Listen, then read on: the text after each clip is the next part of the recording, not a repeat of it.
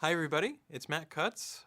We are now recording 2 days worth of Webmaster videos so we can answer as many as possible. Some that are really meaty, so we need a whiteboard, and some that are a little quicker. So we're just knocking a bunch out, and let's go and look at one.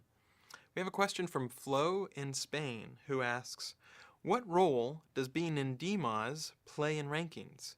I see some websites in my niche ranked number 1, and the only reason is because they are in Dmoz, as their content is at best poor. Getting into Dmoz is impossible nowadays, so why does Google still use it? Okay, so one thing before we even get into the topic of Dmoz is it's hard to tell sometimes why a site is ranking. Historically, Google has the link colon operator, which returns the backlinks or some subsample of backlinks to people, but we don't show every single backlink that we know of in response to link colon because we show that more on the Webmaster Tool side. So you can see your own backlinks, but we don't give a full list of all the backlinks to the people who would compete with you. And I think that that's a pretty good balance overall. So just because if you do link colon, you might see a link from Dmoz and as a result think that's why it's ranking. It could be that there are other links, high quality links that you aren't seeing that are coming from, CNN, New York Times, or something like that. So don't just automatically infer from looking at the backlinks that you have either from Google or from Yahoo or even a third-party tool that that's really all the links or all the links that Google trusts or anything like that.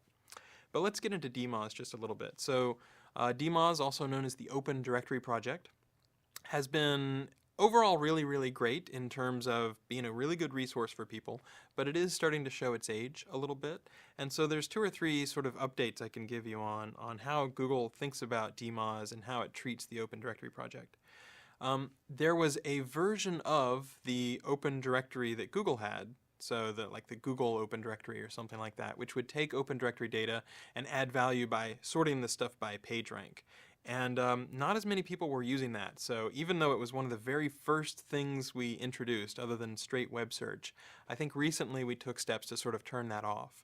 Now it might still remain in a few properties. For example, in some Asian countries it's a little slower to type, and so it might be faster to browse through a directory. So we don't promise we've turned that off everywhere, but we have turned it off for a lot of different Google properties. The other thing that Google sometimes uses Dmoz for is computing snippets.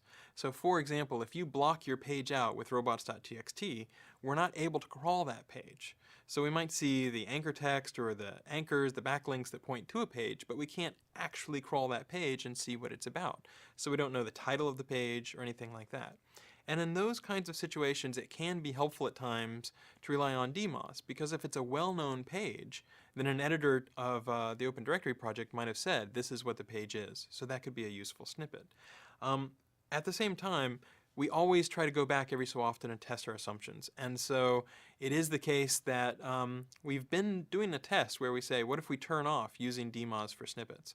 And it's a little early to say whether that'll break one way or the other, but it's the sort of thing that we do go back and test and see whether it still makes sense compared to the assumptions and the ways that things worked, several years ago. Okay, so the last thing to know about Dmoz is that it's not the case that there's some special boost or some kind of reward for being in Dmoz.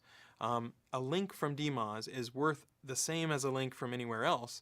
It's just the Open Directory tends to have a little bit higher PageRank.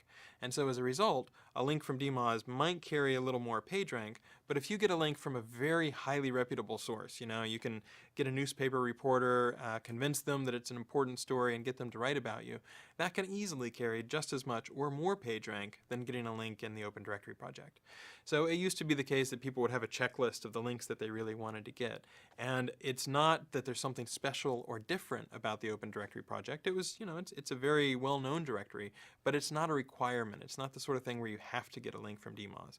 So if your competitor happens to have a link from the Open Directory project and you don't, I wouldn't sweat about it. I wouldn't get overly stressed. I would think, okay, what can I do that will make sure that my site is so compelling that people want to link to it and I can get those links from other sources.